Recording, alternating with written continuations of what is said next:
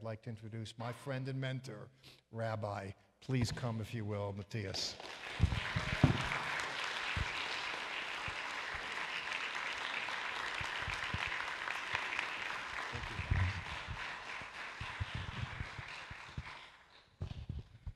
Well, thank you, Dr. Saif, and thank you, Rabbi Baruch, Rabbi Roy, the Garcia family, honorable rabbis, leaders, members of this congregation, visitors. Thank you so much for receiving myself and my wife. For me, it's a great privilege to be here among such bright scholars and researchers and theologians. You know, I'm far from being as bright as they are, but I'll try to, in this next 45 minutes, maybe 40 minutes, I will do my best to show you part of this phenomena, because it is a phenomena. It is a revolution. What is going on for the last 15, 25 years, it's a revolution. It's a revolution that will impact the world. It's a revolution that is being guided and promoted by God Himself. God is restoring Israel. The promises and the prophecies about the restoration of Israel are being fulfilled right in front of our eyes. And the restoration of the Anusim, of the Sephardim, is part of the restoration of Israel. There is no restoration of Israel without the restoration of the Sephardim. Without the returning of the Sephardim, there's no restoration of Israel. And I'll tell you what, without the restoration of Israel, there's no coming of Yeshua. Yeshua will only come when Israel restored will receive Him as king. He said, Jerusalem, Jerusalem, you will not see me again until you say, Baruch haba b'shem Adonai. So He must be welcomed as a king in order to come back. By Israel, by His people. And we are part of Israel. The Sephardim are part of Israel, and their return and their restoration is part of this whole preparation for Tikkun Olam, for the restoration of all things. So I was impressed to know about the history of the Sephardim here in southern United States. I mean, it's amazing. But I'll be showing you here, and I will set up my timer here so I will not go beyond time. I'll be showing here about what's going on south of the equator, okay? I'll tell you about the part of the history that you might not, maybe you do not know, but I think it's interesting for you to get to know because you are part of it. You're part of it, okay? So whatever I'm going to show you here, you are part of it. Don't consider yourself apart. You're a part of it. So, I'll be speaking about the phenomena of the Anusim and the work of ABRADJIN. I'll tell you what is it. And Ensinando de Sião, it's the name of our ministry. Teaching from Zion, it's the name of the ministry in Brazil. So, I'm Matheus, like Dr. Saif said. I'm now the president of this ministry, founded by my father, Rabbi Marcelo. I'm the leader of the synagogue Har Zion, director of the museum that I'll be showing you and explaining you about its work now. I'm director of Nativ International. It's a Messianic Jewish work from Israel, which has a branch here in the States. And I'm the regional director for Spanish and Portuguese-speaking congregations for the UMJC. So, let me start quoting a phrase that I heard from Rabbi Israel Meir Lau. In Israel in 2011, I was there for the Netanya College. They had a conference about the Anusim. And Rabbi Lau, which was the former chief rabbi of Israel, former chief rabbi of Tel Aviv, and now is the chairman of Yad Vashem, he opened up the conference saying this: we cannot blame the Anusim for have chosen life. It's our responsibility as Jews to bring them back. That's what he said. And he even quoted Maimonides. Maimonides wrote a very polemical letter called Igeret Hashmad, the letter of the traitors, let's say like this, where he advocates for a Jew to convert to Islam to save his life. It's okay to convert to Islam in order to save your life. It's a very controversial document, but Rabbi Lau mentioned this document to justify the decision of thousands of Jewish people that chose life, that chose to convert in order to keep their family alive and their business and their way of life. So this is a very important premise for us to start our session here. So let's talk about some of the history of the Jews that came to Brazil and how the Inquisition started. I will be really quick about this. So King Solomon, Spain and Portugal, they were already being visited by Israelites from the time of King Solomon. So the Jewish presence in the Iberian Peninsula does not date from the Roman time. It's before that. So we have mentioned here in 2 Chronicles 9 about King Solomon making business with King Hiram or Tarshish. Tarshish, some scholars says that is a word for that region in Spain. So during the destruction of Jerusalem in the year 70, Jews went to the Iberian Peninsula, where there was already a Jewish community there, and Paul mentions his desire to go to Spain, as you all know from Romans chapter 15, verse 24 and 28. And the presence of Jews in Portugal and Spain was the largest in the world in the 15th and 17th century. It's called the golden era of Judaism. You all know that. Great scholars, great scientists, the Escola de Sagres, the School of Navigation, worldwide known in Portugal, was all run by Jews. The oldest universities in the world, aside from Italy, was in Portugal, the University of Coimbra. Most of the staff there, professors, were all Jews. So the Jews flourished in Spain and Portugal, even during the Muslim occupation. So, but in 1492, as you all know, I'm not retelling here things that you already know, the Catholic kings, monarchs, Ferdinand and Isabella, they got the Pope's bull, Sixtus IV, and they expelled, they say that it was something more from Isabella. She was really anti-Semitic and inspired and coached by Torquemada, may his name be erased forever.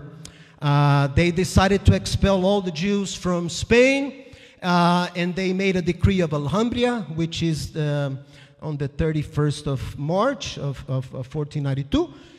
They gave the Jews little more than 3 months to expel, and the due date was Tisha B'Av, 1492. The decree was from March 31st, but the end date was Tisha B'Av. Yeah. So, what happened? 1,100 Jews from Spain, they just crossed the border to Portugal, which was the easiest way to get out. Okay? So, this is a map here that all these black dots show Jewish communities in the Iberian Peninsula. All the black dots, okay? Established Jewish communities. And you have here, where is the laser? Oh, here. In 1492, you have here numbers of Jews that went from Spain. So 100,000 crossed the border to Portugal, 90,000 went to Turkey, Holland 25,000, Morocco 20,000, France 10,000, Italy 10,000. That's the origin of my family. My family came from Italy, from the kingdom to the kingdom of Livorno. The king of Livorno in Italy gave freedom of religion to Jews in the 16th century.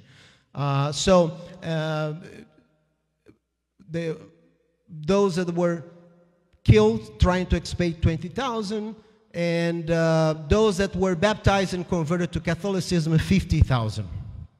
This is an approximate number. So you see that Spain and Portugal, scholars say that 25 to 30% of the population were Jews. And they were quite integrated. So, what happened? But these Jews that crossed the border to Portugal, their freedom didn't last much. Because on December 24th, 1496, King Manuel I from Portugal married the Princess of Castella. The kingdoms were united, Portugal and Spain, and the laws of the Inquisition were now valid in Portugal. So Portugal at first did not expel the Jews. Dom Manuel was a little bit smarter than Ferdinand. He said, you know what? I'm not gonna lose all the Jews of my country, of my kingdom. Because they're the professors, they're the bankers. At this time, Jews had already developed the banking system in Spain. So they were the navigators. They were the financiers of the navigation, the exploration, you know. The most famous captains, they were all Jews. So he decided to first impose high taxes to Jews. And then he promoted the mass conversion. A mass conversion by force, by sprinkling water on them and giving them new names. It was done in the Easter Sunday of 1502, a mass conversion of Jews in Lisbon. You know, thousands and thousands were just, they were baptized standing. Batizados em pé, the way you call it in Portuguese. So, what happened was that as a result, those that converted, they needed to be watched. You need to understand that the Inquisition was not formed by the Catholic Church to persecute Jews. No, no. The Inquisition was established to prosecute and those Jews who had converted to Catholicism and were keeping Judaism in secret. They were called new Christians. In opposite to old Christians, they were now new Christians, or Marranos is a pejorative term that they also used. So the Inquisition was established to watch and persecute these new Catholics that were keeping some Jewish traditions inside their houses and teaching Jewish traditions to their children. Okay? So, you have here a painting from Bernard Picard. It's an artist that painted some scenes of the Inquisition, and that's in the Commerce Square in Lisbon. And you see here an auto de fé. Auto de fé was the public execution and burning on the stake of the condemned by the Inquisition. But something happened in spring of 1500.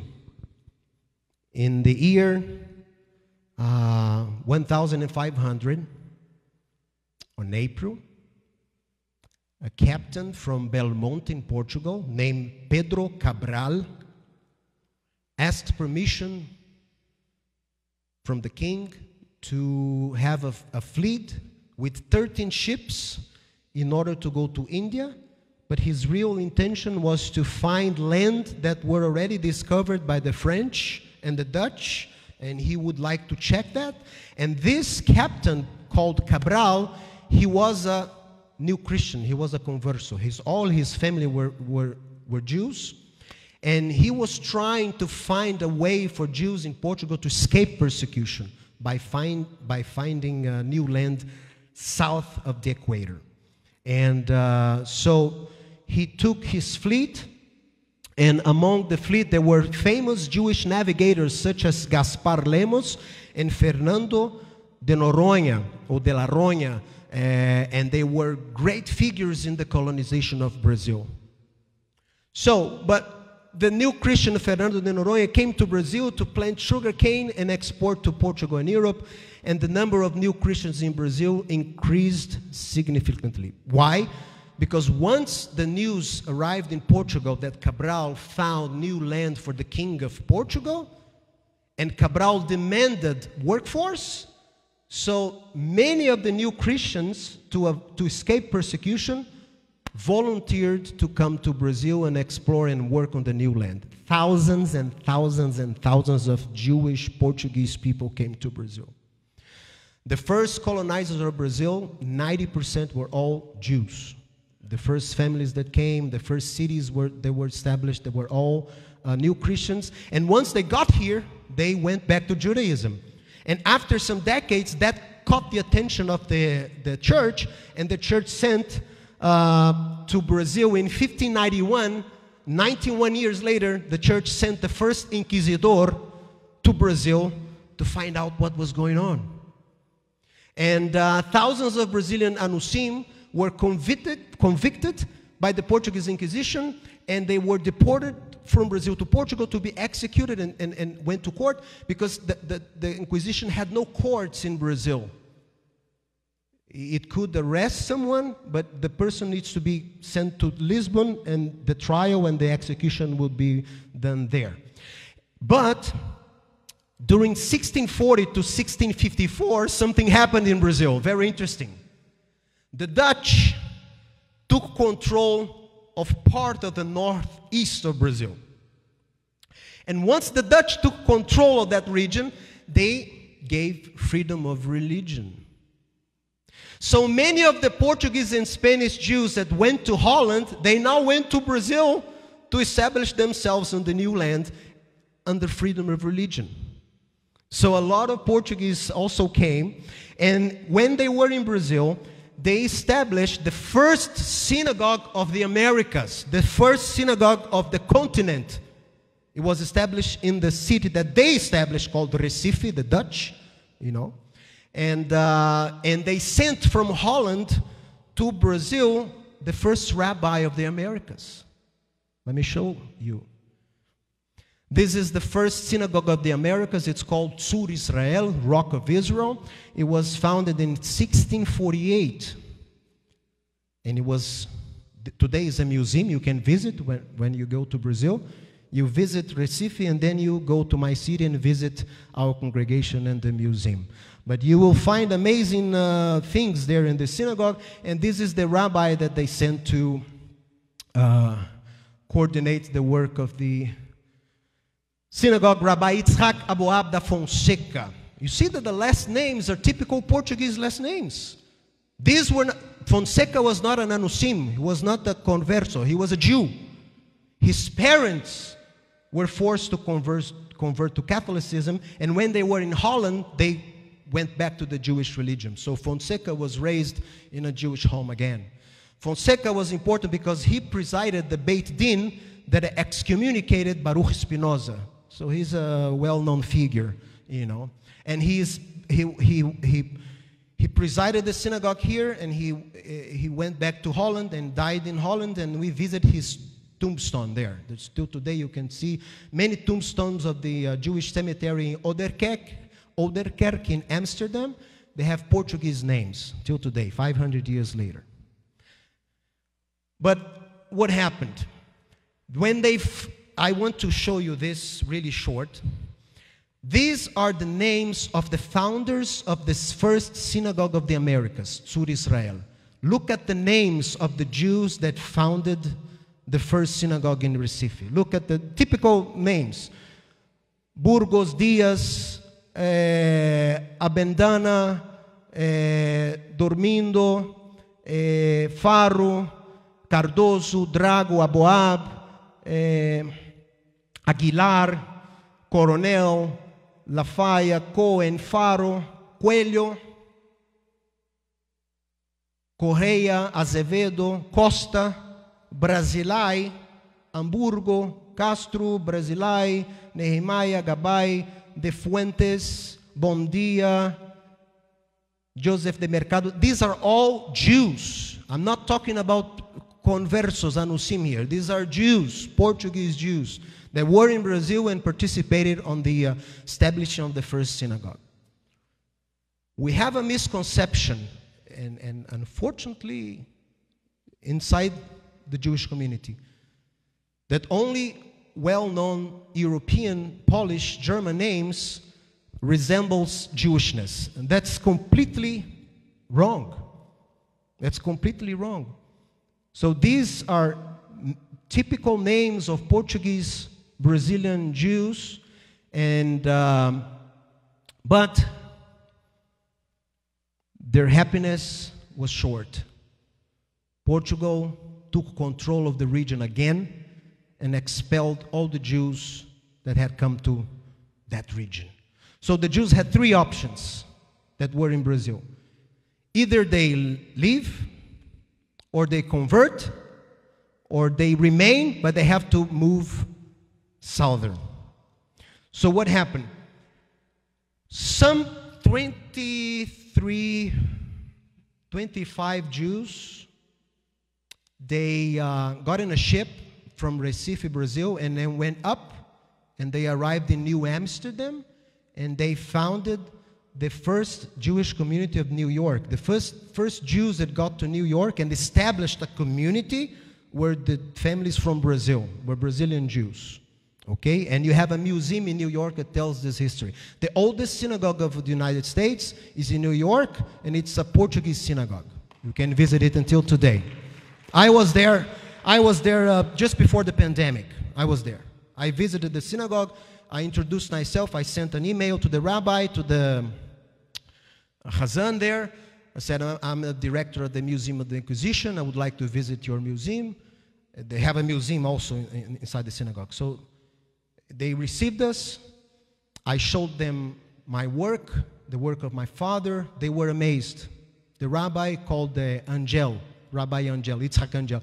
The rabbi was amazed. The Chazan was amazed. We talked for hours. They gave us materials. We gave them materials. We exchanged experiences. On the following day, I was in New York for a conference. I got an email. It was the Chazan. But this time he was cursing me in all kinds of different Hebrew curses you can imagine, because he had found out that I'm not only the director of the museum, I'm also a Jewish disciple of Yeshua. And that, a personal belief, ruined everything, all the relationship. Not what I do, not what I say, no, what I believe became the division point. It became a wall, okay? So today I cannot enter the synagogue anymore, but I took a lot of pictures and videos, so it's okay.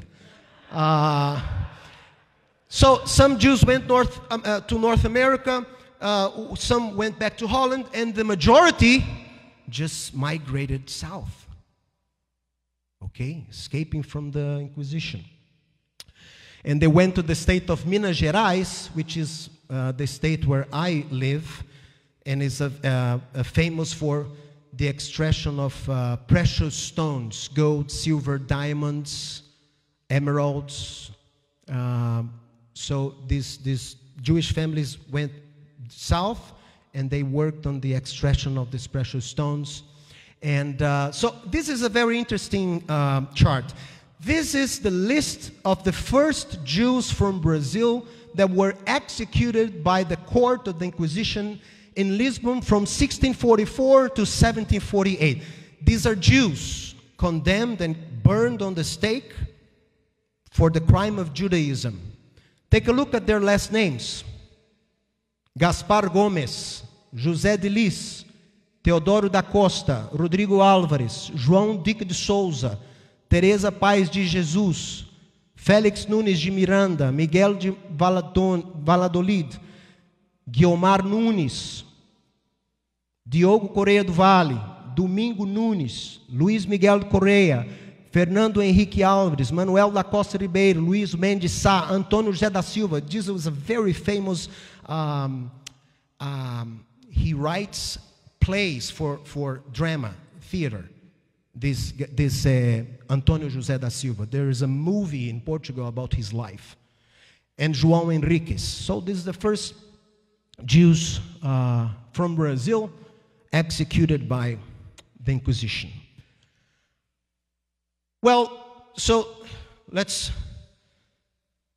stop talking about history. Let's talk about the present, and especially about the future. That's what is important, right? So, what do we do with all this information? What do we do with all this information? Are we going to just study about it, write books about it, you know? So, my family, because part of my family is from Anusim heritage, when we found out about all this thing, when we found out about this history, when we found out that according to historians, 20% of Brazilian population today has some Jewish blood. And remember that we have today, how many? 220 million people. Okay? Amazing. And that's the low estimative. That's not even the medium. That's the lowest estimate. Let's say 5%. Huh? 5%. So, when we came across this data, my father said, I cannot just sit in my chair. I have to do something. I have to help others to rediscover and to restore this heritage. Because I believe this is part of the restoration of Israel. I need to help these people. Because what was happening is that these people, they were knowing about their heritage. They were knowing about documents. They were getting in touch with documents, with old birth certificates, with Inquisition trials. And then they looked for their local rabbi. And they didn't know anything about it. Zero. And the person would say, would show how his relatives and forefathers suffered. And now the person wants to be recognized again. The person wants to restore the Jewish identity. The person doesn't know anything. He was not raised in a Jewish traditional home. Didn't go to a traditional Hebrew school. But the person wants to reconnect. And what was the answer? You tell me, what is the answer? Typical until today. Oh, no, first go home, right? Go home. You don't need to come. Go home. Then you come there the second time, go home again, okay? If you show up a third time, you say, okay, let's talk. You know, what do you need? What do you want? Oh, I have some Jewish blood. These are my family history. This is my genealogy. These are my relatives that were condemned by the Inquisition for being Jews. Okay, we don't need any of that. You want to become Jew? You know, we have a conversion course. It's about 3 years. You go through this process, and then we will see what happens before the Beit Din. So he said, that's not justice. Israel is not making justice to the history of these people. So we founded, my father established the association called ABRADJIN. ABRADJIN in Portuguese is an acronym for Brazilian Association of Jewish Descendants from the Inquisition period. And that association collected books, collected last names, collected history, collected artifacts, collected family history, traditions, culture, everything you can imagine. And we put it to serve those that want to know more and reconnect to their Jewish roots. So ABRADJIN's main purpose is to assist people who believe they have Jewish roots and want to reclaim, discover, and restore this heritage. For more than 300 years, the fear of persecution prevented the new Christian Jews from living their lives as children of Israel, and a deep trauma was created in their souls. Now is the time when their descendants are hearing the call to come back home in their hearts, and ABRADJIN exists to cope with this call. So ABRADJIN was established in the year 2000, in March 31st of 2000. And on 2012, ABRADJIN created the first museum of the Inquisition in Brazil. And this is the museum. That's Dr. Saif with Dr. Barry there visiting the museum last September. They were there with us. This museum was built in Belo Horizonte, Brazil, where we live. And you can check the website, museudainquisição.org.br. You know, just take a picture, you can visit later. So what is the museum about? The museum, it's everything ABRADJIN had, we put on display on the museum, and we established research centers for people to research their last names. And let me show you. Yeah, the museum, Rabbi Roy, the museum is today recognized as a worldwide recognized work. We have visitors every day, every week at least, we have visitors from abroad. More than we have from sometimes local visitors. So we had visitors from Hebrew University, professors from the Hebrew University, professors from Washington University. 2 months ago, we had a visit from a Democrat senator called James Hendrich, something like this. He came, an official visit, to visit the museum. We had 3 times the visits of the Israeli ambassador in Brazil. He came with his, when we have a tragedy in Brazil, there was a collapsing of a dam in Belo, in my city, and Israel sent military staff to help. So the military, the general, the commander, they all went to visit the museum. You know, General Golam, this was his name. So let me show you, not only tell about, I want to show you some pictures of the museum so you can know what we have there. So we have many halls in the museum: Hall of Spain, Hall of Portugal, Hall of Brazil, Hall of the Inquisition, Hall of Torture. And here we have a copy of the Edict of Expulsion, the Alhambra Edict. We have here we have some original paintings from Picard. We bought some original paintings from Goya, some original drawings from Goya, and also some Picard. And because my father spent many years researching in Lisbon about the Inquisition processes, all of the processes are in a place called Tower of Tombo. Tower of Tombo is a place in Lisbon. It's a historical place where all the documents of the Inquisition are stored. So my father began to make friendship and make himself acquainted to some scholars and some doctors in the area. And we received as a donation 150 microfilms of original process. And now we are digitalizing all the process so people can read in ancient Portuguese the trials. And the trials have all the details, you know, what the victim was speaking, what the judge was speaking, everything, all the torture. So we have these microfilms that are being digitalized now. We have an original book from 1623, that's original. And it speaks in Latin, it speaks about the purity and proof of nobility. How a Christian can prove his blood is pure, let's say like that.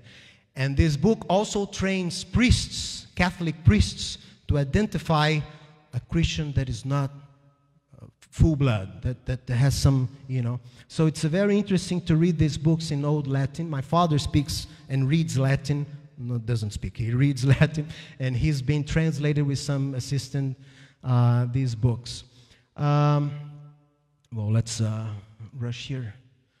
So we have a Torah scroll that we bought in Jaffa, in Israel, in an antiquarium. We bought this Torah scroll, and it's a survivor of a pogrom in Toledo, Spain. In the 1500s, there was a pogrom there, and they were able to save part of the Torah scroll, and we bought it, and now it's on display in our museum, a survival of the Inquisition from Toledo, Spain.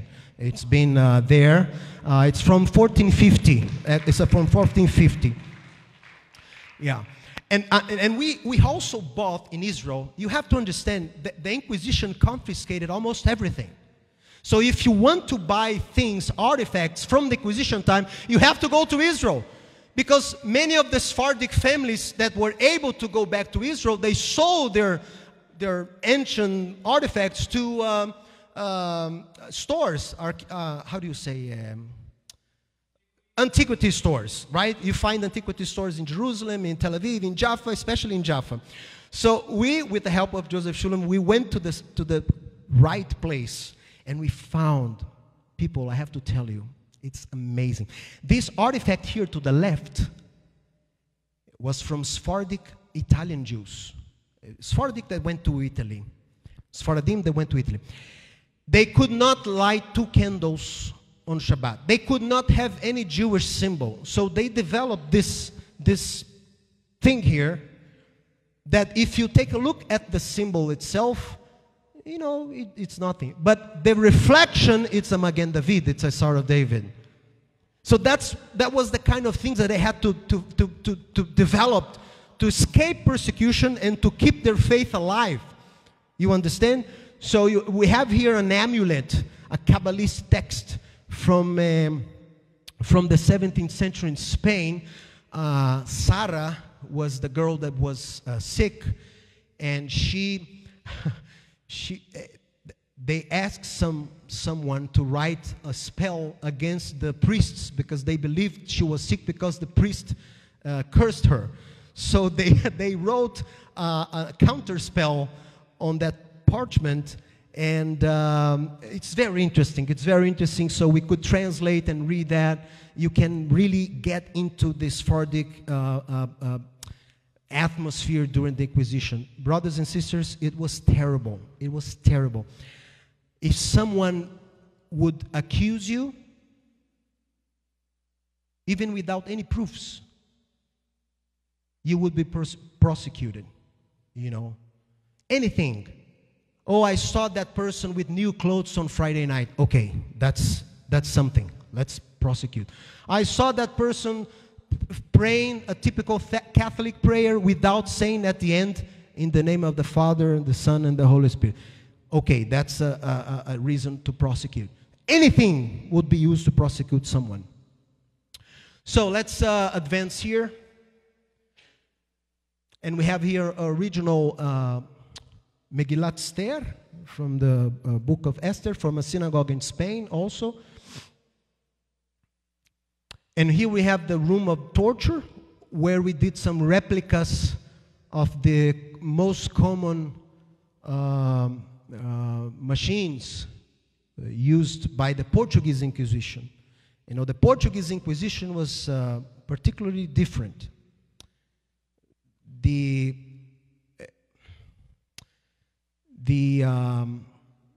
court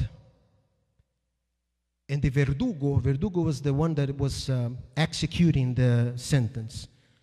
None of the machines could make the person bleed. You can torture, you can stretch, you can burn, but you cannot make the person bleed. You know why? Because on the Catholic way of the Catholic Church, Portuguese Church way of understanding things, only the blood of Christ redeems. So the person could not bleed. The only blood that redeems is Christ. And you have to understand, all of this was done in the name of who? You tell me, in the name of who? When the Jew was there being accused, when the Jew was there being tortured, he was being tortured in the name of who? What was the banner that was next to him?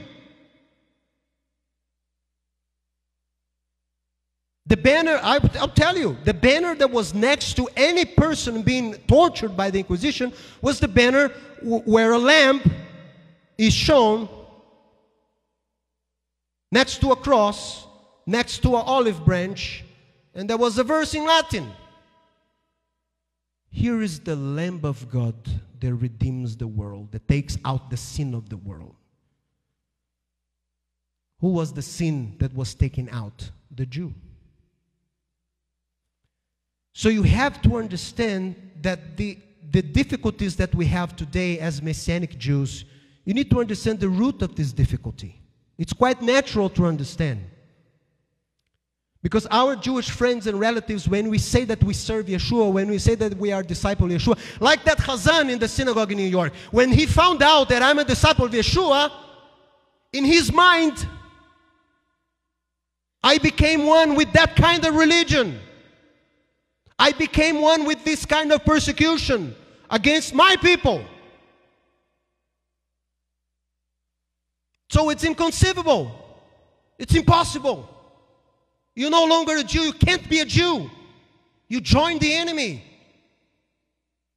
You joined the pagan faith that persecuted our people, that killed our people. So I understand where is he coming from, because I know this history. Okay, so these are some of the replicas of the instruments. I'm not going to tell you all of it, but here's the visit from the Israeli ambassador. He's like 6'5". I mean, he's giant, you know. His name is, I forgot his name. It's a Bulgarian Jew. Yosef Shari, something like this. I'm sorry. So he visited the museum, and then his successor also visited the museum. This is my father here giving him a special gift. And then we had the visit of Benjamin Netanyahu when President Bolsonaro was elected. Netanyahu came for the first time in Brazil, and he called leaders of the Jewish community to make a speech in Copacabana Hotel. And my father and I were invited because of the museum. So we were there with Benjamin Netanyahu. They didn't let us take pictures with Benjamin Netanyahu, but we just registered the moment. It was a very important moment, and we were invited because of the museum, not because of our congregation, but because of the museum. They invited us. So the government of Brazil, because of our work, established the 31st of March as not a national holiday, but as a holiday in honor of the memory of the victims of the Inquisition. So today it's a day that the Brazilian government recognized. And our ABRADJIN is working in partnership with the government of Portugal. As Dr. Saif spoke last night, Portugal and Spain, they are making some compensation policy. If you can prove that your ancestor was a Jew that was forced to leave Spain or Portugal because of the Inquisition, if you can prove it, the government will give you Spanish citizenship or Portuguese citizenship. But they demand some proof. So ABRADJIN, our association, contacted the Jewish community of Lisbon, and we said, you know what, we have a museum here, we have a database, we can help you guys attest those who have Jewish Sephardic ancestry.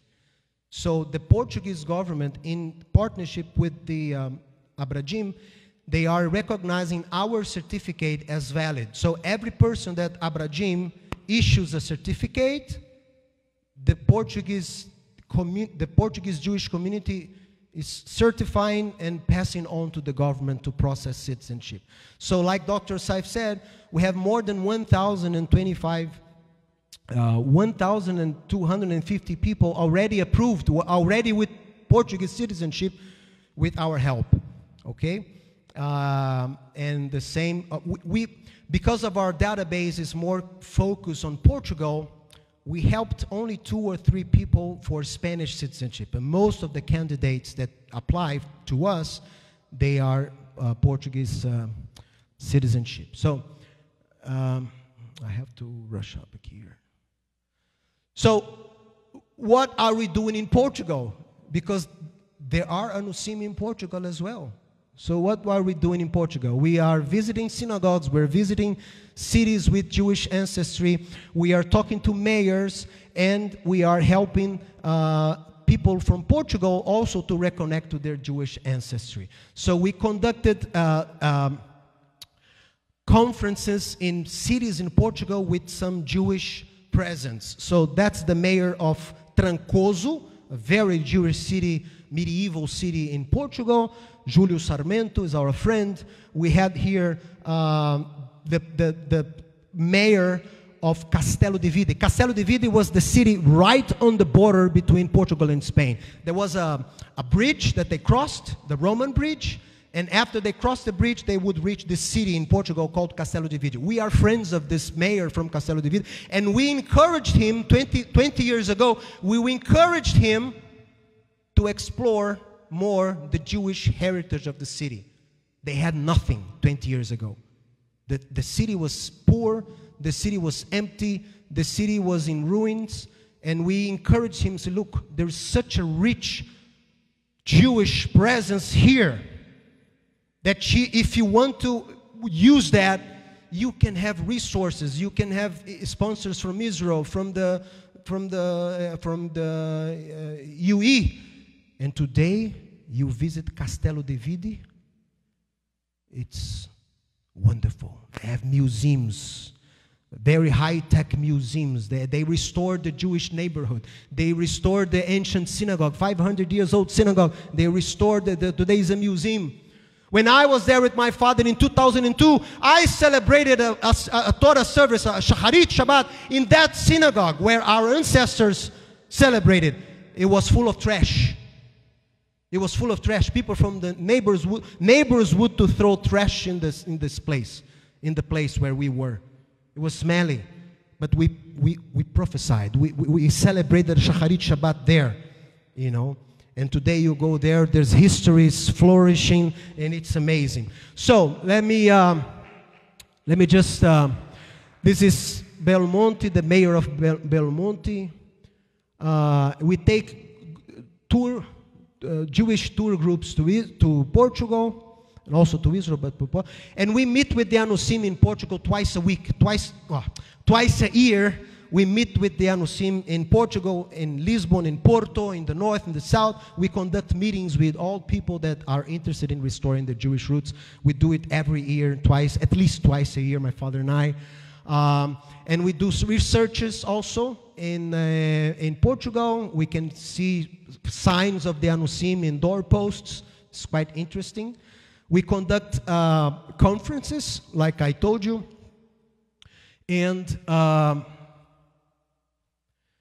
I want to just to end. I'm ready, done. But I just want to show you your congregation, your sister congregation in Belo Horizonte, okay, where Dr. Saif was, and I hope you can visit us when you have time. So this is a congregation, Har Zion in Belo Horizonte. This is the Saturday morning, Shabbat morning service. And then we have here the dance team. That was a Havdalah service. We have a Sefer Torah. This Sefer Torah, we have one Ashkenazi and one Sephardic, like you guys here. The one that we have from Sephardic, we use only when you have honorable guests. Like Dr. Saif was there, so I told them, okay, let's put out the Sephardic Torah scroll. But when we have regular services, we use the Ashkenazi one. We conduct international conferences for Christian leaders because we believe that it's essential to work with the church, to work with Christian leaders. It's essential to work with them because if you want to restore your Jewishness, start by restoring the most important mission of a Jew. What is the most important mission of a Jew? What was the mission of the first Jew? Be a blessing to the families of the earth. So we need to reach out for the Christian church. We need to reach out for Christians and teach them against anti-Semitism. And teach them against replacement theology. And teach them about the Jewish roots of their faith. You see, last month in Brazil, there was a march of 800,000 people with Israeli flags. And people ask, but why? Why Brazil has this connection with Israel? It's in the blood. If you imagine 20% of Brazilian population having Jewish blood, that's why. It's in the soul. It's a nefesh Yehudi. It's in the soul. It's a Jewish soul. You know, the rabbis say that if you have a dry land, apparently you have nothing. You have just sand, desert. But if you drop water, and after some time life begins to flourish, it's a sign that the seed was there all the time.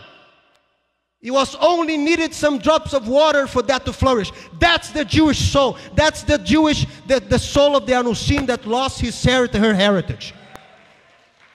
It remained centuries in the dark, but the blood still runs.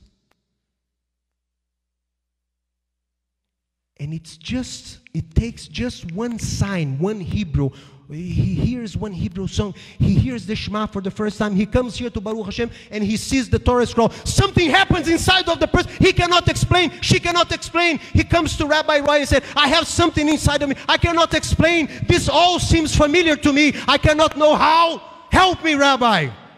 That's the Jewish soul. It was there all the time.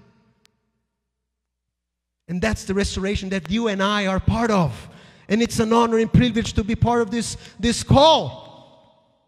Brothers and sisters, the prophets of Israel would give anything to be alive in such a days as we are. To see Israel being restored. And like Zechariah said in chapter 9, I am, with Dr. Saif, with Rabbi Roy, Rabbi Baruch, we are prisoners of hope. I am a prisoner of this hope to see Israel restored once again. And I'm giving my life, like Dr. Saif and other leaders are giving theirs, to see the Negev once again inhabited by Sephardic Jews. I had to finish, so I will just, we have a local school in Brazil also to teach leaders. No, it's less the slides. My wife teaches some Jewish cooking. She has a Jewish cooking school on YouTube.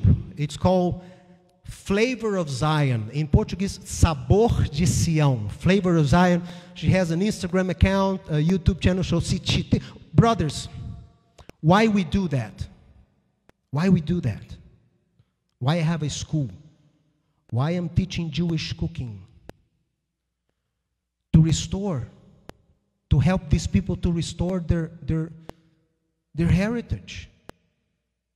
Because if they're being rejected in the regular Jewish circles, they will not be rejected here. Here they're welcomed. Here we will restore them, making them keep the most important thing that they have, which is Yeshua HaMashiach. Here Yeshua is not negotiable. Here Yeshua has a place of honor. Here you can be 100% Jew and 100% a disciple of Yeshua. Like Paul, like Peter, like John, like Yeshua himself, like James. Here we do not compromise. Never compromise Yeshua in your life. It's not worth it. It's not worth it. It's not worth it to be recognized by some Beit Din, by some Jewish institution, and ruin your soul. And I've been a witness of these tragic cases many times. People that ruin their family, ruin their lives, ruin the lives of their children just to be accepted, just to have a letter, just to have a paper, just to have a certificate. It's not worth it. That's why we set up this conference to help, to convince the Messianic Jewish associations to help the Anusim to restore the Jewishness. So they don't have to go to the Jewish local Orthodox Chabad synagogue to do it. We have resources to do it. We can do it. We can help them. If they don't recognize your heritage, we do recognize your heritage. We'll help you to recognize, to restore your heritage. That's the vision. That's the vision. I'm sorry, I'm preaching here. I apologize. We write books. We write books to educate, to help. Historical books, theological books, Jewish books, children's book. I wrote a children's Torah commentary, illustrated, 5 volumes. It's available to educate, like the brother here with the school, right? A wonderful project. We also have the same vision to educate our children in our heritage. They don't need to be afraid anymore. They don't need to be afraid anymore. The time of the Inquisition is gone.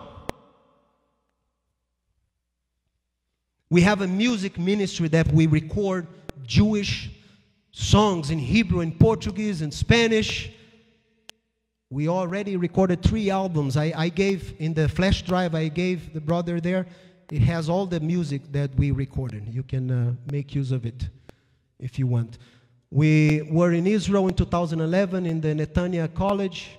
In Miami, they have I don't know if Pastor remembered this occasion, they had a conference called World Awakening of the Descendants of the Anusim. They invited my father and I. They invited John Hagee. They invited the most famous scholars. And it was an interesting conference. But you know what? It's a lot of talk. It's a lot of graphics. It's a lot of statistics. But on the practical field, all of those Anusim that were there, with their eyes shining, waiting to be, to receive something, some hand, nothing. Nothing. They love to talk among themselves about the Anusim, about how great they are, about how rich their culture is. But who is reaching out the hand to help them?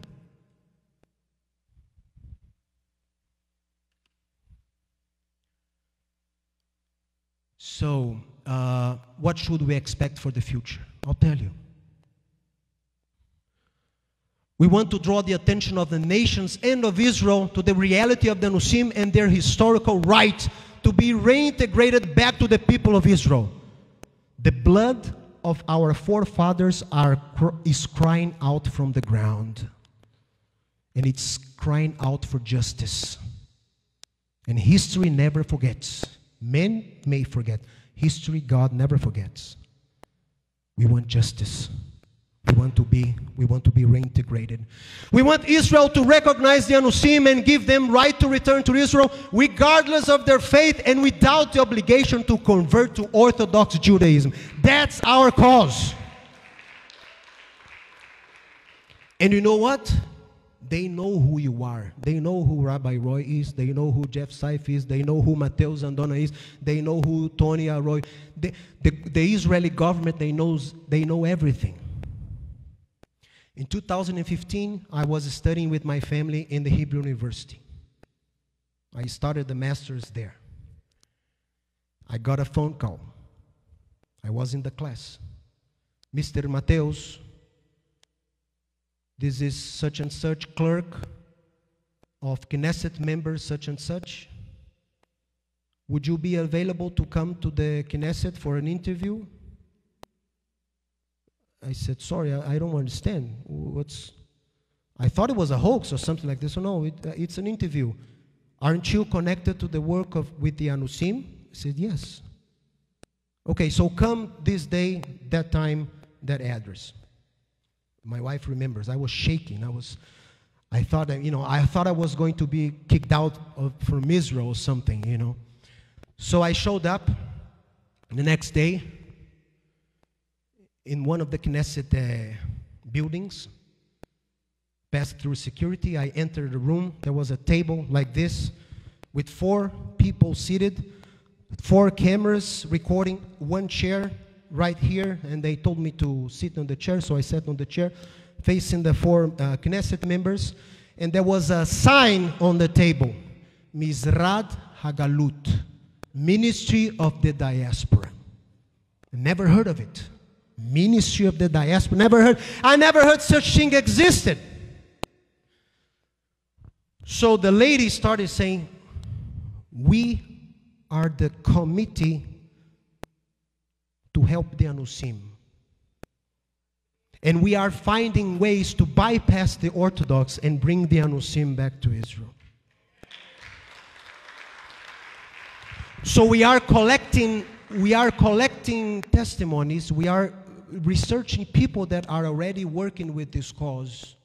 Because when the time comes and when the door opens, we want to invite you to come. Our great difficulty are the Orthodox now, because they are imposing a lot of restrictions to the process, but we are trying to bypass them and work in conjunction with them to see a common solution. So tell us your story. And I told them, 3 hours, brothers and sisters, all in tape. And when I was done, they came to me and said, keep doing your job. Don't get discouraged.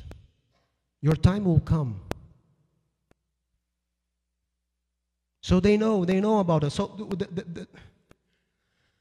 we should pray for a divine intervention in this process of restoration, because it needs to be divine. It needs to be guided by God. We believe in God's word and in His promise. Israel will be restored, including the Anusim, and will recognize her Messiah.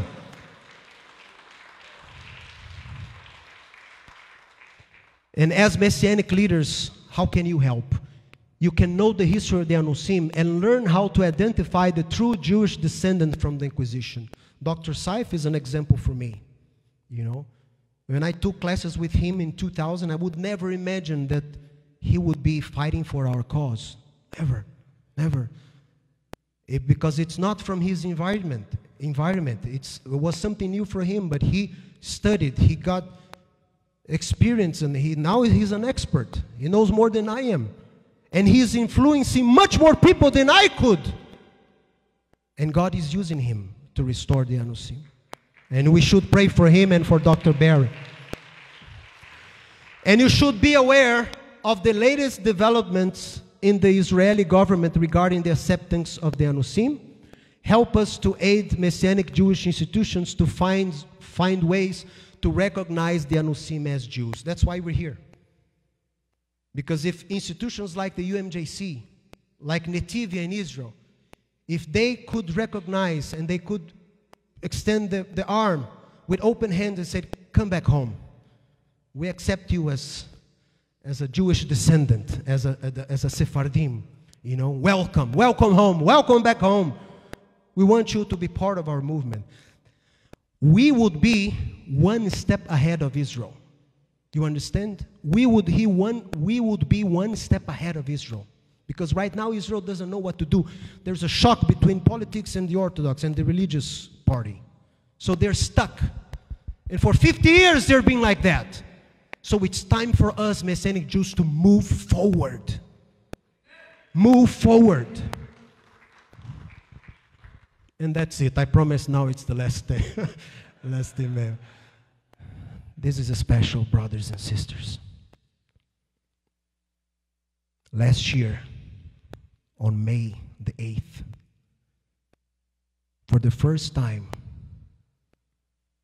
a family, a member of our family, celebrated his bar mitzvah in Jerusalem, in the Wailing Wall, in the Kotel. That's my son over there, Daniel. After hundreds of years of persecution, after the Inquisition tried to shut us down, after the Inquisition tried to erase our memory, to erase our traditions, to erase everything that we had,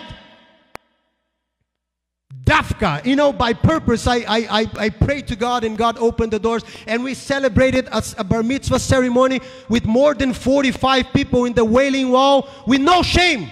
Praying in the name of Yeshua, praying out loud in the name of Yeshua, thanking Yeshua for that opportunity, because of him, we were able to be there. And my son, as a Jewish disciple of Yeshua, 100% Jewish, 100% disciple of Yeshua, read from his portion. Behar was his portion. At the Wailing Wall, at the very place that our ancestors used to worship. We were there back again. It was a statement to everybody to hear, we're back home. We're back home. That's our heritage. Nobody will take that from us again. No fear, no trauma. And we put on the tefillin, we prayed, and my father blessed my son, and my in-laws were there. Rabbis, friends of ours were there. It was very emotional for all of us. And that's the text that we read at the end of the ceremony. I scattered them among the nations, and they were dispersed throughout the countries. For I will take you from the nations, gather you out of all countries, and bring you into your own land. I'll give you a new heart and put a new spirit within you. I'll take the heart of stone out of your flesh and give you a heart of flesh. I'll put you my spirit within you and cause you to walk on my statutes. And you will keep my judgments and do them. Then you shall dwell in the land that I gave to your fathers. You shall be my people, and I will be your God.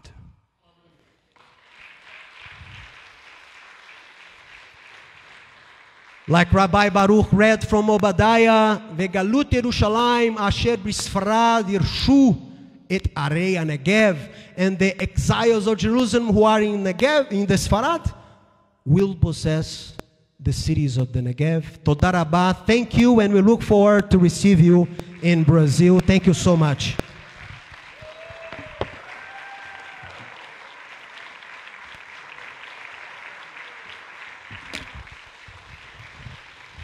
Sorry for the 20 minutes more. I apologize.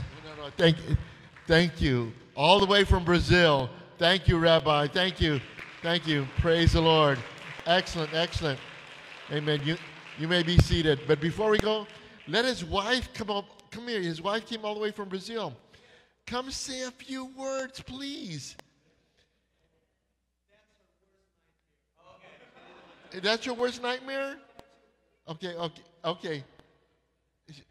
No, it's okay, because she helps women to restore the Jewishness of the home. So please, just say a few words. I am so shy. Thank you so much. Thank you for receiving us with such love, and it's such a privilege to be here.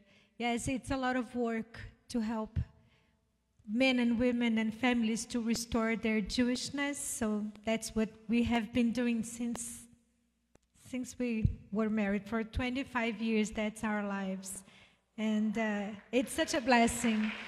Thank you. Thank you.